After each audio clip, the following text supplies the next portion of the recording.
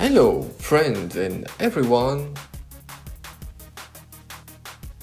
and welcome with another shitty build that I will share with you. This time I completely changed my usual gameplay to push myself out of my safe area. Damn! Well, this is still a poison build. Are you kidding me? But in close combat with Pestilent Strike. Just before, don't forget to help me flattering YouTube algorithm. Pestilent Strike is a dagger or claw attack that apply poison to one enemy, and when this one dies, it turns up into a kind of desecrate ground that apply 50% of the remaining poison damage around the corpse for duration. As usual, you have the path of building link in the description below. And now I'm going deeper into the build explanation.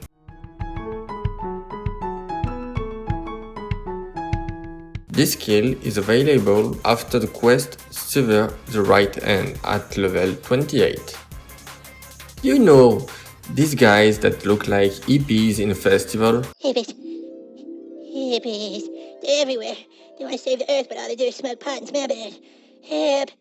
You see, guys, Pestilent Strike at this point, and I said at this point, is a pretty unique and awful skill. No damage, no AoE, no sustainability, well, nothing. I think I can sum up the show for you with one word. Nothing. So why making a build around this? You might think that I'm kind of... yes, I am, and it's not my only qualities. Anyway, when you reach some point, having lots of attack speed and some stat improving poison damage, oh my god, this is satisfying as hell. The stat to increase your DPS are a few. There are chaos damage in all of this way, attack speeds and poison damage. Pestilent Strike already increased the duration of the poison, then 50% of your attack to chaos and add a bunch of chaos damage too. GGG, isn't this a bit of a OP skill? Let's continue to my favorite part, about the mistake that I've made. Why are you taking so long to cook my freaking oatmeal?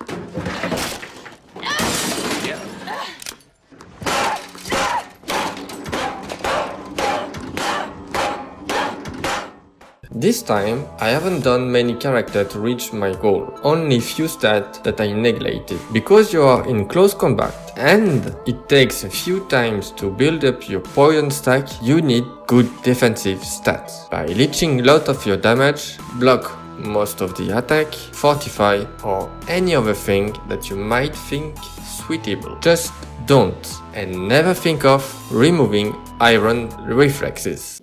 No! God, please, no! No! No! No! For the passive tree, nothing too fancy compared to what I've used to do. Take 2 clustered jewels, one for the chaos and one for the life. Since you cannot take the big life pool cluster on the center of the tree, you will need this little help.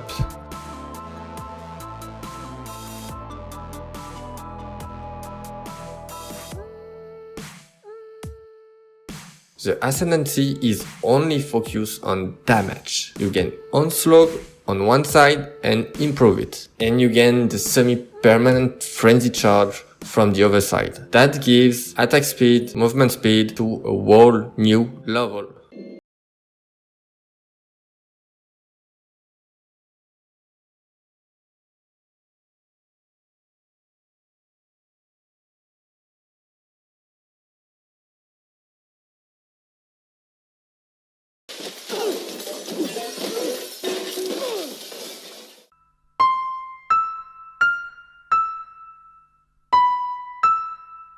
The main skill will be linked with add chaos damage. Unbound Ailment and Deadly Ailment, both of these gems are OP for poison build. Then Vile Toxin, you have a strong attack build, means that you easily reach 9 poison stacks on enemies. And the last one is melee physical damage when there is only one enemy, or most of the time you will use Ancestral Call. At the start of the map or area, you will need time to build up your 6 Frenzy Charge, Onslaught and Tailwind. Don't rush like a no-brainer, like this petty offender who might receive a snap from his girl.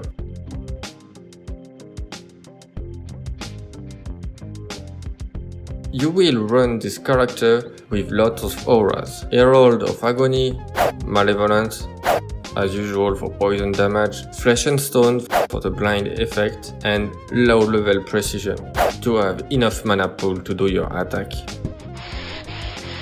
For your debuff and your buff, I choose Despair and Temporal Chain Curses, obviously with Wither on the totem and Val Blight. Next, I choose Blood Rage and Ancestral Protector to gain more attack speed. For utility, I choose the Enduring Cry and the Ice Golem. And the movement skill, Whirlwind Blade, is made to gain Elusive and 45 buff. That is one big pile of shit. Obviously, the main part is the weapon.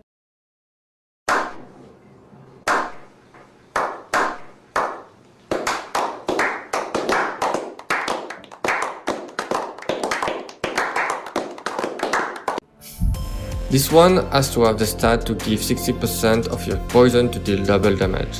This is a must have. Next, you can choose between having high physical DPS or a normal one with some chaos damage to attack. Other stats can be attack speed, poison damage, critical, as your currency may limit your choice. Another stat that you need to get from your equipment is strength and intelligence. The path on the passive tree gives you lots of dexterity, but Gem's setup needs you to have around 150 in those two attributes. The curses are applied on it. You have no choice here. I can't do this in front of Lisa. Why does she have to believe in things? You have no choice. Tie him, or I'll reveal your secret to the world. The Despair has to come from the ring and the Temporal Chain from your clothes. Another item with a lock stat is a Tailwind from your boots. Now this is the time to put the Crash Test mannequin into the changing room. Not a lot of uniques are important here. The first one is the Circle of Nostalgia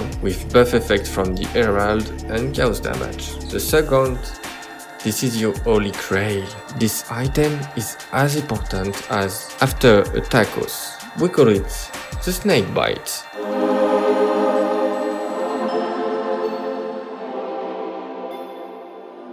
That gives more attack speed, more damage, more accuracy per Frenzy Charge. Nice. The two different bottles to quench your fist of monster killing are Corito Signatures and Synth Rebuffs. You can exchange one of these for Atil Promise if you prefer. Price may fluctuate from league to league and how far it is after the start of the league, but everything is quite cheap. Not a lot of people play Poison build and I'm deeply in love with them. Let the other one playing that not original elemental physical build with reflex map. Us, we are safe in any maps. Here's the corner. Whoa, my fucking god, that was so fast. I was not ready for that.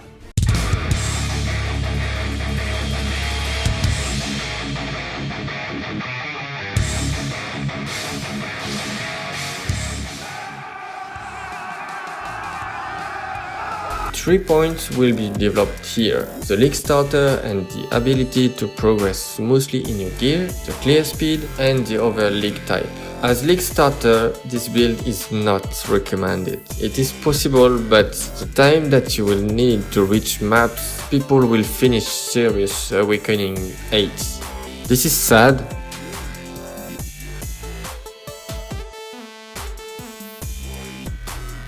Because once you have your gear, you just blow everything around. For the clear speed, well, number doesn't lie. You end up having a 124% increase in movement speed and more than 7 attack per second. If you don't believe me, just watch this pure tool Brushstone run.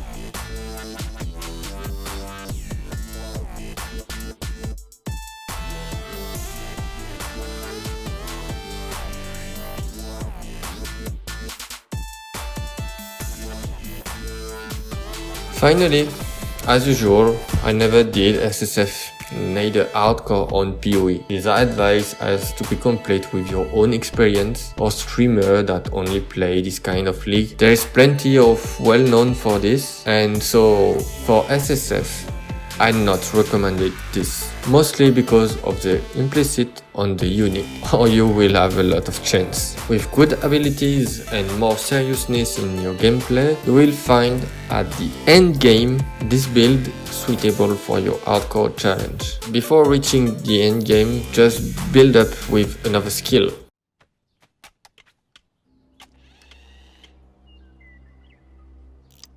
To infinity and beyond!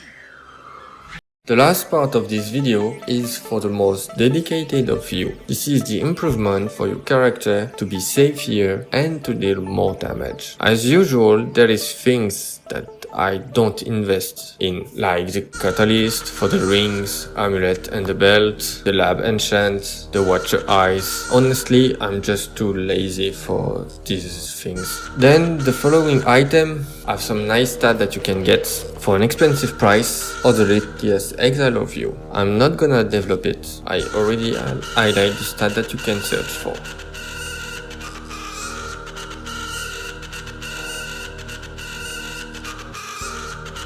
That was the dog on Path of Exile. See you guys, and remember, never stop learning.